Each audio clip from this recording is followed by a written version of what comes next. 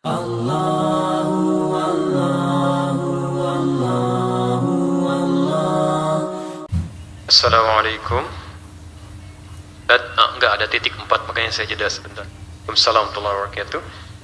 Saya mau tanya tentang sholat tarawih. Pertanyaannya atas dasar 2 hadis sebagai ikut di Al-Bukhari nomor hadis 2009 sampai 2013. Baik, Abu Daud nomor hadis 1429, hadis Muslimnya disebutkan juga oleh beliau. Dari hadis tersebut di atas, sholat tarawih adalah sholat sunnah. Ini maksudnya bertanya tentang sholat tarawih. Sholat sunnah dan tidak dikerjakan berjamaah pada zaman Nabi hingga zaman Khalifah Umar bin Khattab. Kemudian diterangkan di hadis bahwa sholatlah kalian di rumah masing-masing, sebab sholat yang paling utama adalah sholat seorang di rumah kecuali sholat wajib. Pertanyaan saya, kenapa pada zaman sekarang sholat tarawih dilaksanakan di masjid-masjid dan berjamaah? Ini tidak ada tuntunan dari Nabi dan tidak mengikuti sunnah Nabi SAW. Baik, sebelum sampai ke kesimpulan, kita mesti keluarkan hadisnya dulu. Ya, dan membaca hadis itu harus dengan ilmu hadis, bukan baca terjemahan langsung disimpulkan hukumnya, tidak. Ya.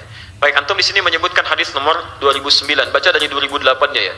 Kalau anda menggunakan yang Sahih Al-Bukhari tanpa syarah, itu ada yang warna biru kemerahan, posisi dari sebelah kanan paling atas sampai kiri paling bawah, dan nomor hadis 2013. Harganya murah, cuma 205.000. Itu pedoman kehidupan anda, itu dari Nabi. Anda makan dan beli, Masya Allah, kendaraan-kendaraan dunia yang nggak dibawa ke akhirat, jutaan, kan? Beli kitab hadis, ya kalau belum bisa baca Arabnya, beli aja dulu, nanti anak anda yang bacakan di kemudian hari. Kalau bapaknya nggak bisa bahasa Arab, anaknya harus bisa. Bapaknya nggak hafal Al-Quran, anaknya hafal. Cucunya penafsirnya. Nah, ini bapaknya nggak hafal, anaknya nggak hafal juga, mau siapa yang dibanggakan di akhirat nanti? Nah, sekarang saya tambahkan referensi hadisnya supaya ketemu yang lainnya. Di dalam ilmu hadis itu, kalau mau baca hadis, dikumpulkan dulu semua hadisnya, riwayatnya, jangan dipisah-pisah. Dikeluarkan babnya, bab tentang tarawih, bab tentang qiyamul lail, baru ketemu semuanya. Baik, saya tambahkan misal nomor hadis 1330. Ada lagi nomor hadis 3569. Di Abu Daud nomor hadis 1367, belum dimasukkan ke sini. Baik, mari kita lihat. Nabi SAW menyampaikan kalimat tentang sholat malam pertama dengan kaidah umum dulu. Jadi hadis Muslim nomor hadis 749, di sini tadi belum disebutkan juga, disampaikan oleh Ibnu Umar radhiyallahu taala anhuma. Kata beliau, qala Rasulullah sallallahu alaihi wasallam, salatul laili mathna mathna. Salat malam itu ditunaikan minimal 2 rakaat. Jadi kalau ingin paling minimal, tunaikan 2 rakaat. Fa idza khashiya ahadakum al-fajr falyutir rak'atan wahidah. Tapi kalau anda sudah menunaikan salatnya, kemudian sedang salat khawatir fajar akan datang, segera tutup dengan 1 rakaat, witir. Jadi paling minimal bisa 2 rakaat. Kalau sudah mendekat fajar, tutup dengan 1 rakaat. Nah, pada prakteknya yang minimal 2 rakaat ini pernah juga dikerjakan oleh Nabi 4 sekaligus. Ditemukan dalam hadis riwayat Sayyidah Aisyah radhiyallahu taala anha, yang disebutkan tadi nomor hadis 2009, tapi yang lebih jelas lagi nomor hadis 3569. Ketika beliau ditanya oleh beberapa sahabat, termasuk Hudzaifah al-Yamani, termasuk juga Abdullah bin Mas'ud, termasuk juga Al-Mughirah bin Syu'bah, ketika ditanya kaifa kanat salat Rasulullah sallallahu alaihi wasallam, bagaimana sifat salatnya Rasulullah sallallahu alaihi wasallam di malam hari, kata beliau, la tas'al an husnihinna wa tulihinna. Jangan ditanyakan bagaimana bagusnya dan panjangnya bacaannya. Yusalli arba'an. Salat 4 rakaat. Thumma yusalli arba'an, kemudian salat 4 rakaat. Thumma yusalli thalathan, kemudian salat 3 rakaat. Jadi kadang ditunaikan 2 tutup 1 atau 3, kadang ditunaikan 4. Jelas? Bisa paling minimal 2, bisa paling 4, kemudian 3. Nah, karena ada kalimat di sini, saya akan langsung ke jawabannya saja. Ada kalimat, jangan tanya bagaimana bagus dan panjangnya. Penasaran Al-Mughirah bin Syu'bah ini, termasuk Abdullah bin Mas'ud, termasuk Hudzaifah al-Yamani. Dalam satu kesempatan ketika Rasulullah ke masjid, itu kalau tarawih kan beliau 3 hari pertama ke masjid itu. Dalam 3 hari itu diikuti oleh mereka semua, bermakmum di belakang Nabi sallallahu alaihi wasallam. Ketika bermakmum itu, Masya Allah, rakaat pertamanya Pak, pantas, kata Al-Mughirah bin Syu'bah, sampai bengkak-bengkak kakinya. Ternyata begitu diikuti di belakang, Al-Baqarah 100 ayat. Belum ruku. Dikira akan ruku oleh Abdullah bin Mas'ud, ternyata nyambung ke Ali Imran. Ali Imran itu 200 ayat, Al-Baqarah 286 ayat. Masya Allah. Tiba-tiba belum ruku juga, disambungkan ke An-Nisa. An-Nisa itu 176 ayat. Baru setelah baca An-Nisa, beliau kemudian ruku. 5 juz 4 halaman. Nabi, Rasul dijamin masuk surga, bebas dari kesalahan, tingkat surga paling tinggi.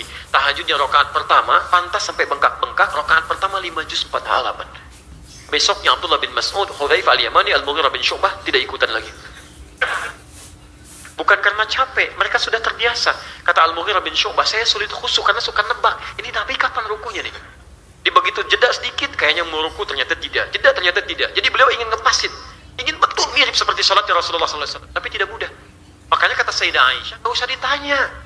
Panjang dengan bagusnya. Karena itu membuat kadang-kadang sulit untuk diikuti. Itu saking tingginya.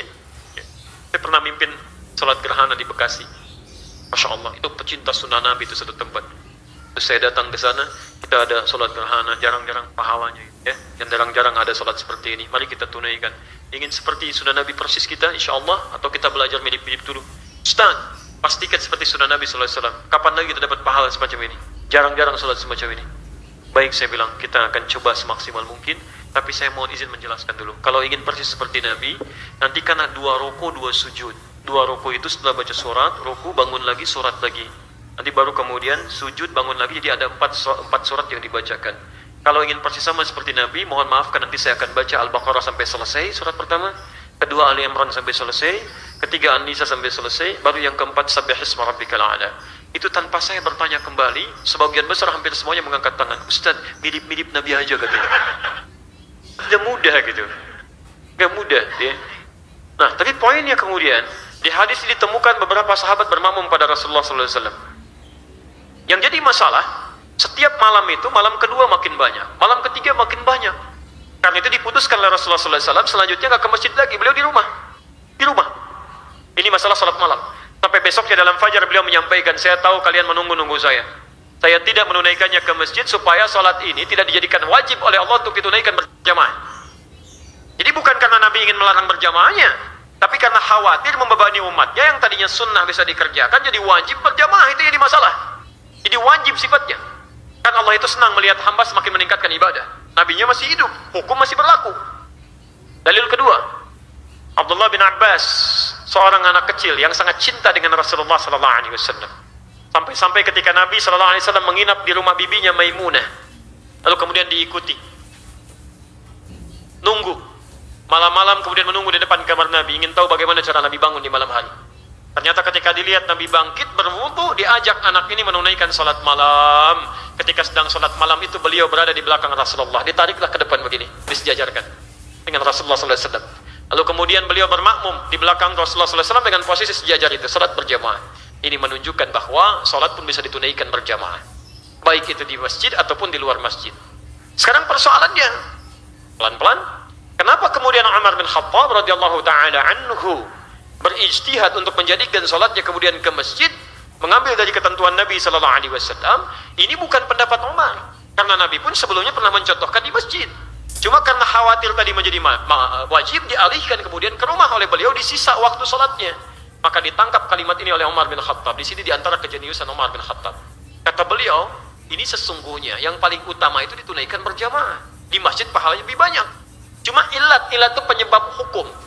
Ilat hukumnya kenapa Nabi ke rumah bukan karena ingin meninggalkan berjamaahnya, karena takut menjadi wajib. Tapi keutamaan berjamaahnya tetap ada. Dan disepakati oleh para sahabat pada saat itu. Maka ketika Umar ke masjid, kelihatan ada orang-orang berjamaah tapi misah-misah. Ada yang sisi kanan, ada sisi kiri, ada yang ke belakang.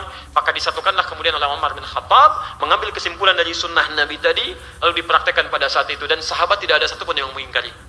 Umar paling tahu tentang Nabi dibandingkan dengan kita. Utsman paling dekat dengan Nabi dibandingkan dengan kita. Menikahi 2 putrinya, dijamin masuk surga oleh Nabi. Ali menikahi putri yang sangat disayangi, Fatimah Az-Zahra. Umar anaknya dinikahi oleh Nabi. Antum tidak menikah dengan putri Nabi, kan? Tidak lebih dekat dengan Nabi, bagaimana bisa memahami hadis lebih daripada Umar? Dari situ kemudian para ulama sepakat sampai di Madinah, sampai hari ini tarawihnya berjamaah.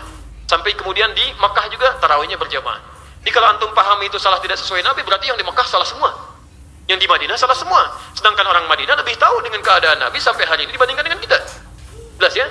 Di sini ada kebolehan dalil menunaikan sholat berjamaah di masjid untuk tarawih, tapi juga tidak melarang kalau ingin mengerjakan sendirian. Itu kesimpulannya. Yang salah yang tidak sholat itu. Baik. Ini belum selesai yang kedua. Yang kedua tentang sholat sunnah. Bagaimana memahami kalimat Nabi, sholat sunnah terbaik itu ditunaikan di masjid, di rumah, maaf, tunaikan di rumah. Ini dalil yang terpisah. Di hadis Muslim hadis 157. Nabi mengatakan afdhalun nawafil fi buyutikum. Salat terbaik itu di rumah-rumah kalian yang sunnah. Malam takunil faraid, sepanjang bukan yang fardu. Jadi yang fardu paling bagus tunaikan di masjid, yang sunnah-sunnah di rumah.